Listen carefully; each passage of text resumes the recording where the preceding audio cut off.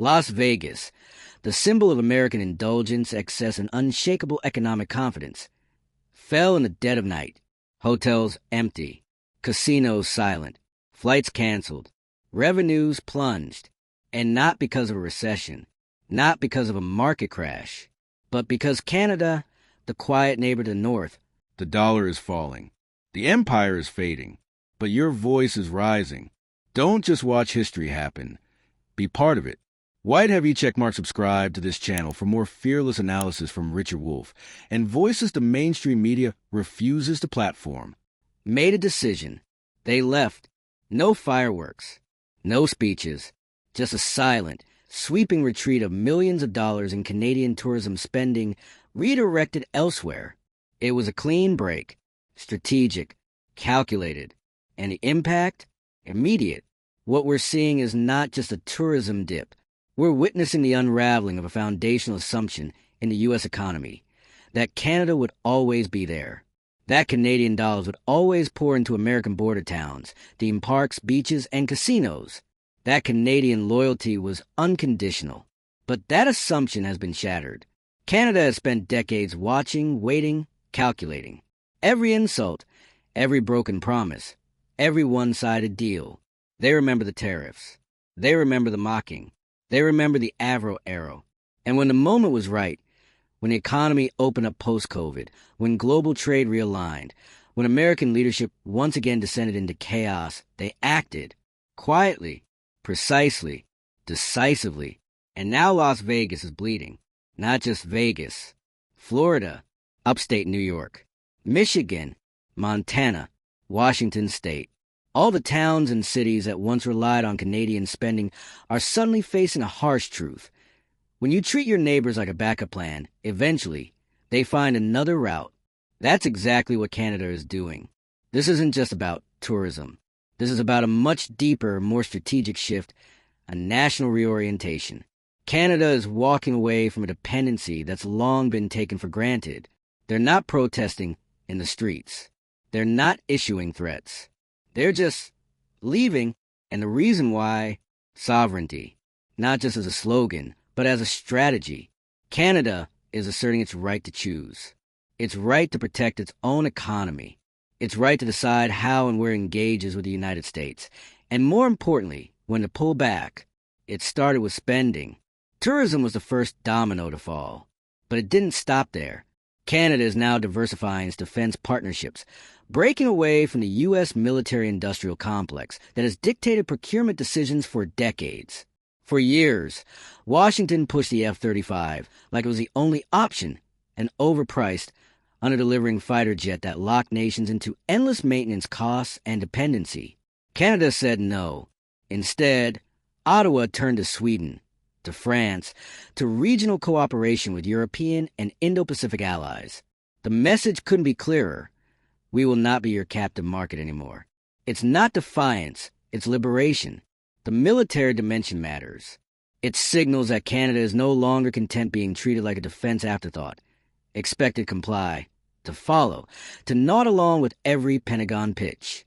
They're seeking autonomy, control, the ability to defend their own Arctic territory and national interests without U.S. strings attached. Speaking of the Arctic, let's talk about what's quietly becoming one of the most important frontiers of global power.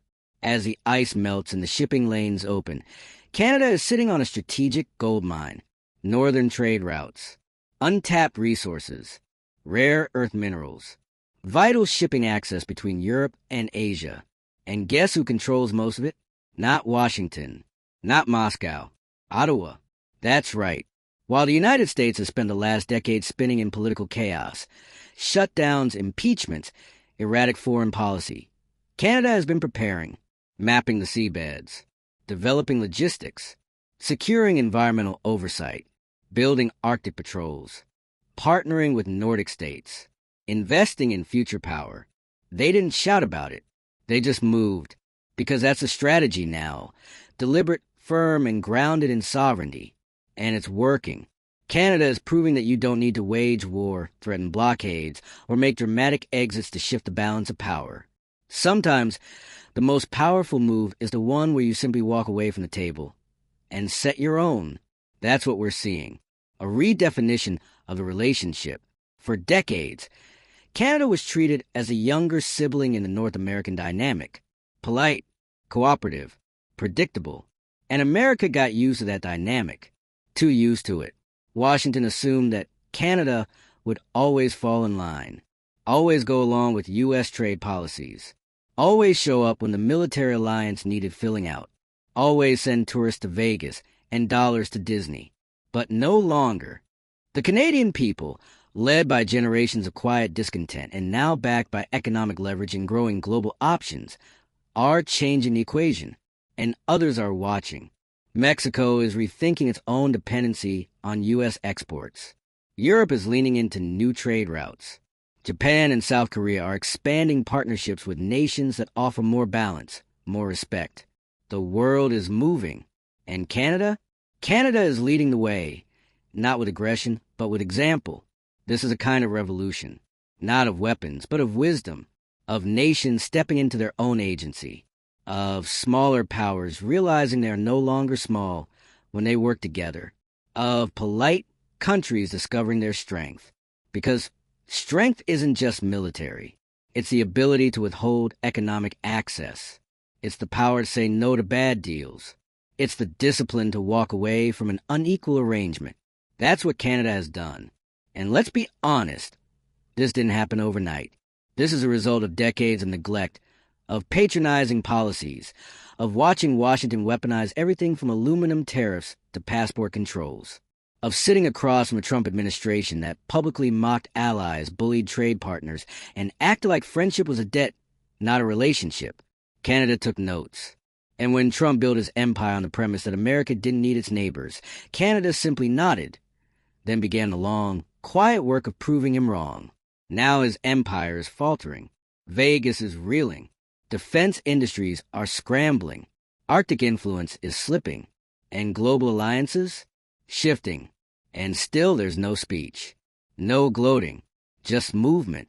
Canada isn't trying to destroy America. It's trying to define itself. And in doing so, it's showing the rest of the world how much power lies in peaceful, principled disengagement. This is a new map, not drawn in blood, but in budget sheets, not carved by missiles, but by market decisions. And the lesson is simple. Sovereignty is not just a flag. It's a choice, and Canada is choosing differently now. So what comes next? That depends on America. It can ignore this, wave it off, blame liberal elites or foreign interference. It can scoff at Vegas's revenue collapse and pretend it's seasonal. It can continue to believe that alliances only matter when America says they do. Or it can learn. It can stop taking loyalty for granted. It can stop mistaking dependency for strength. It can finally recognize that its neighbors aren't appendages. They're equals. But time is running out because Canada isn't waiting. They're already building a new future, one that doesn't revolve around Washington. One that doesn't rely on American approval. One that's setting an example for every nation that has quietly endured exploitation disguised as partnership. Las Vegas is just the first crack. There are more coming. Unless the U.S. changes course, unless it confronts the cost of its arrogance and adapts to a world where power is earned, not demanded, this will be the story of the century. And Canada? Canada will be remembered not as the country that broke away, but as the one that finally showed the world how. Loudspeaker, if you found this breakdown urgent, essential, or eye-opening. Don't just scroll past. Share it. Discuss it. Subscribe for more honest, no-spin analysis. The world is changing, and we need to understand it. Together, Canada didn't invade. Canada didn't sanction. Canada didn't shout. It simply stopped showing up. Stopped flying south. Stopped buying tickets. Stopped spending billions in the U.S. economy. And that silence? It echoed louder than any diplomatic statement ever could.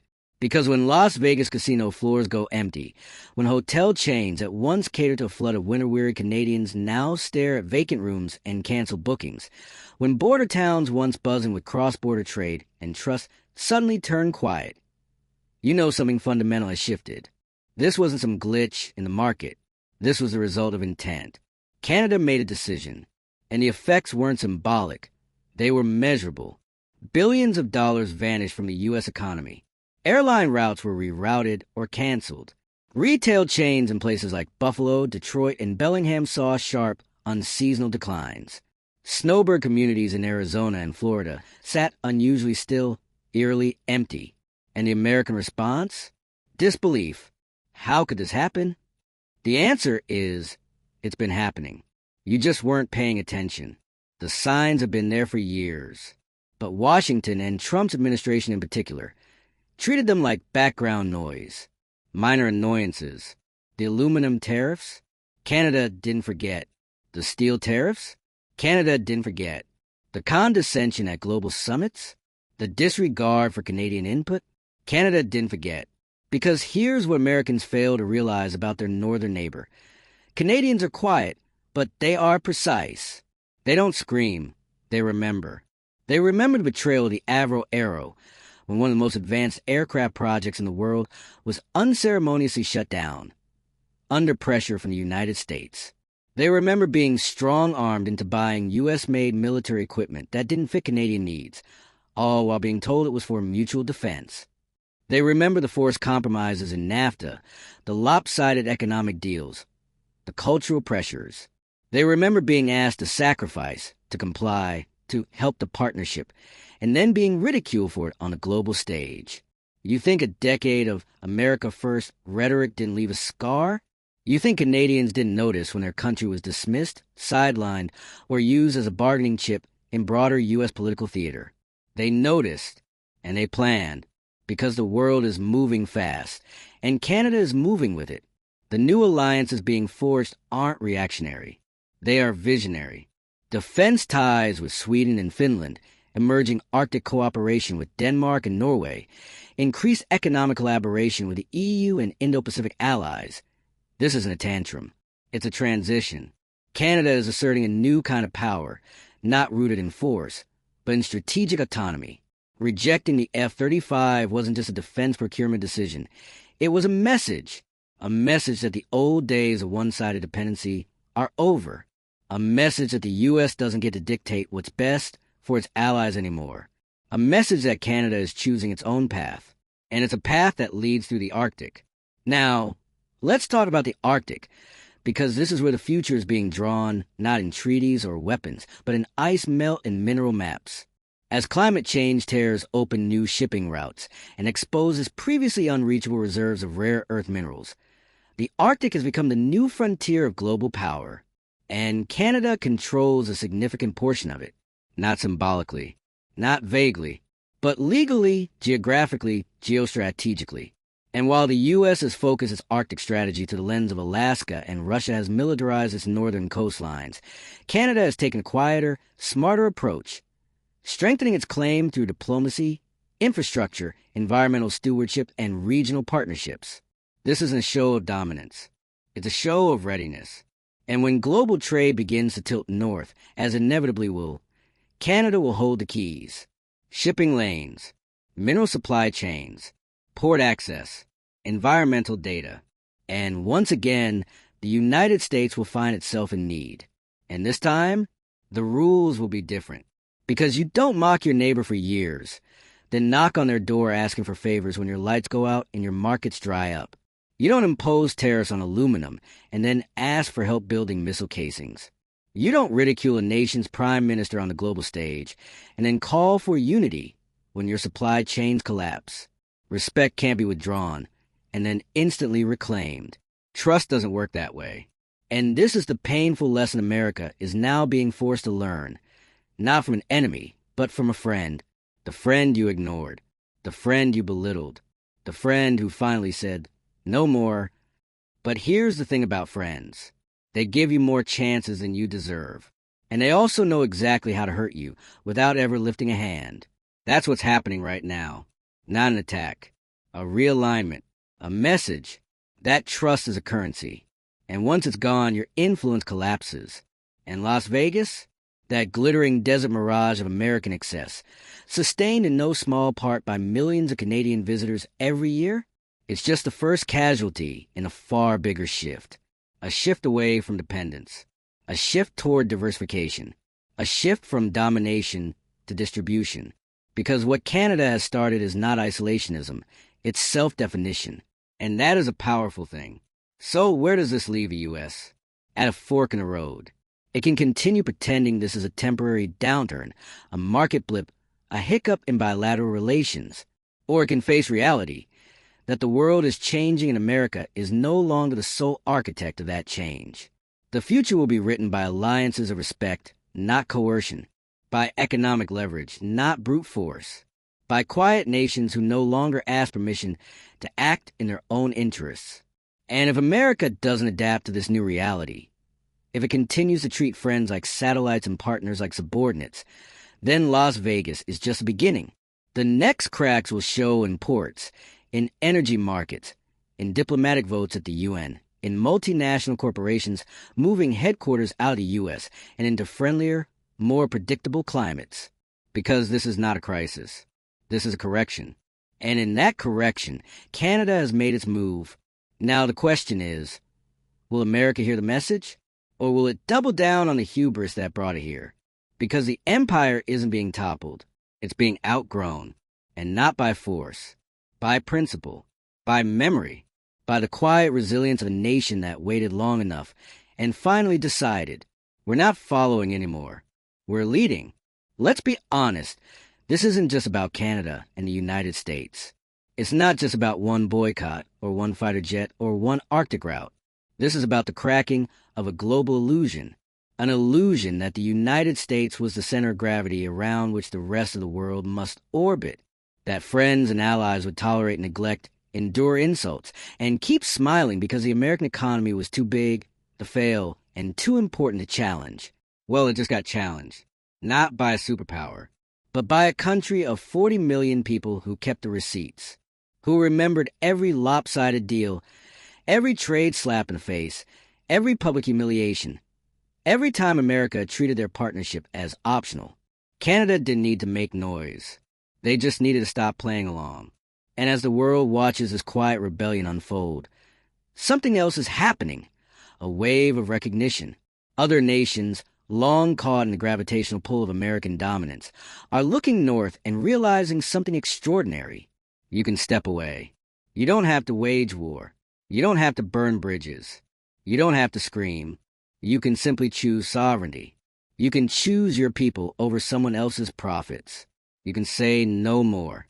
And when that happens, when nation after nation begins to realign their priorities, reassert their autonomy, and build partnerships based on mutual respect rather than inherited hierarchy, the world changes.